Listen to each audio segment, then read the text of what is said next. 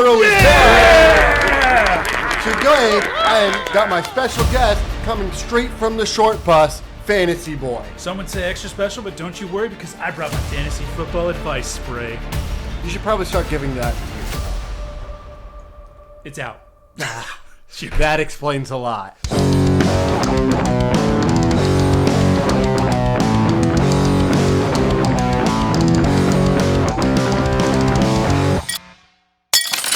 Okay, so today we are talking about wide receiver breakout, Deebo Samuel. Now, he's been covered in a plethora of injuries throughout the year, but whenever on field, he's shown us that he's got a special talent. This year, he's been on a whole nother level. He's been this hybrid wide receiver / running back where he's getting 7 to 10 touches on the ground each game. Kyle Shanahan is just drawing up plays for this guy. What are your thoughts on Deebo Samuel? Oh my goodness. This guy is probably one of the most fun guys to watch. It's unbelievable that this guy gets so many carries in a game. He can get so many catches. He can literally beat the team just about any way. Some would say he's like a superhero to the team. He does everything for him. He even threw a touchdown. I mean, the guy's incredible. I hope he stays healthy because if he can, the guy's going to be a top 5 wide receiver for the rest of his career. So do you have him as a top 5 dynasty wide receiver at this? If you're going to rank your dynasty wide receivers, do you have him in your top 5? I know he's young into his career. You're injured until you're not. I probably have him more of in my top 10, like maybe top 8. At that point, there's a lot of good wide receivers right now that you could want to pick up that are more consistent. I mean, not more consistent necessarily, but they're just on the field more and availability. Sometimes that's your best ability. Yeah, I agree with that. I definitely don't have him within my top 5, and I'm not patronizing anyone who has him in their top 5 or top 10. He's just not a guy I'm going to pay that kind of elite value for. So let's go on some dynasty trades for him. Would you rather have Ayuk in the 108 or Deebo Samuel? Oh, what a freaking question. Talk about Batman and Robin. Right? Normally, I'm for the Robin character for no specific reasons. You know what's funny? Last year, this probably would have been an exact opposite question. Oh, yeah. Would you rather have Deebo in the 108 or Ayuk? Now, this year... Yeah, they thought that he was going to be replacing him. Turns out Kyle Shanahan really just doesn't like the guy. However, at this point, the value that Deebo can bring to my team versus having Ayuk in the 108...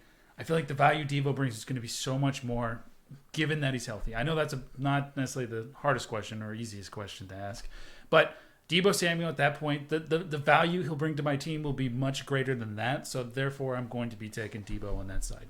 Yeah, in a nutshell, I'm going to take Deebo. But if you are a rebuilding roster where necessarily you don't need that immediate value, and you can't expect Deebo to just keep up with this many rushing touches for year after year. In a rebuilding roster, yes, I can see me taking the 108 in Ayuk. But for the most part, go give me Deebo. Go give me the top player in the deal. I want the top player most of the time. So that's what I'll take in this one. We have one more, which I really like this one. Oh, boy. Deebo Samuel or Josh Jacobs in the 2.3. Ooh. Okay. So I'm going to go ahead and lay a little bit of the land. Number 1, wide receivers play in the NFL at an elite level for a lot longer than running backs do. However, Josh Jacobs is an incredibly young running back. I believe he's 24 or younger. Okay, then yeah. So 23-year-old running back. People are being drafted right now at that age. And the fact that his offense that he's going to have next year with Josh McDaniels, who I think is a fantastic offensive coordinator, I think that offense is going to take a step forward. But I'm still going to take Deebo Samuel because I think he's going to bring me more value than having Josh Jacobs and the what was it, 1.8 or 2? No, this was 2.3. Yeah, 2.3. I'm going to take the Deebo side of this one, and that's I'm a wide receiver lover versus a running back lover, so I'm taking that side. So as Josh Jacobs, I've been one to state clearly that I'm someone not to buy Josh Jacobs for the most part.